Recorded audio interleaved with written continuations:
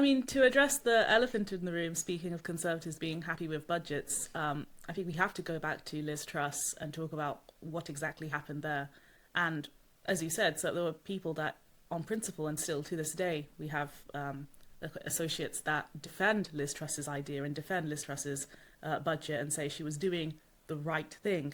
And I think she was a completely shambolic prime minister. I think she shouldn't have delivered any sort of mini budget or otherwise. But her decisions were, as I think Rachel Reeves is trying to do now, ideologically motivated and didn't make fiscal sense. Yeah. And we're just seeing a kind of repeat of that, but from the left. And yeah, I know that you were a voter of Liz Truss and you probably have a more favourable opinion, but has it changed at all after all the analysis of, that budget and subsequent budgets have come out?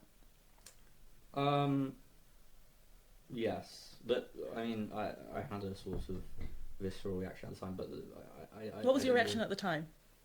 Um, well, at the time, initially, it felt like she was sort of stabbed in the back by institutional actors, but I don't Interesting. know. I voted for her because it seemed like To specify in the leadership in contest. the Yeah. in the leadership. Not Uh, that the general public had a chance to vote for Liz Truss And or in, any hi- of the. and in hindsight, I don't think it was so much a vote for her, but a vote against Rishi Sunak. And this was probably credit to Truss's campaign, where Rishi was painted out as some sort of backstabber of Boris, a slimy individual. They put a lot of weight on the timing that he set up his Ready for Rishi campaign website. Yeah, Um, as if politicians don't plan their campaigns years in advance, yeah, as if we don't even encourage them to do that. Of course we do. yeah, and viewed from a different lens, this is just preparation. Rishi was actually very capable and very qualified for the job. Yeah.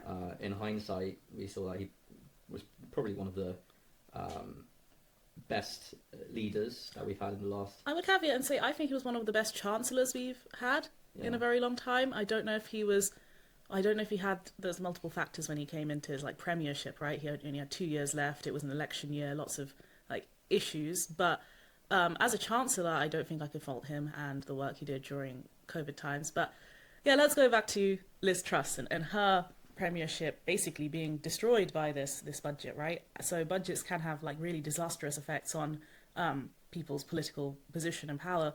But that should that even really be the focus?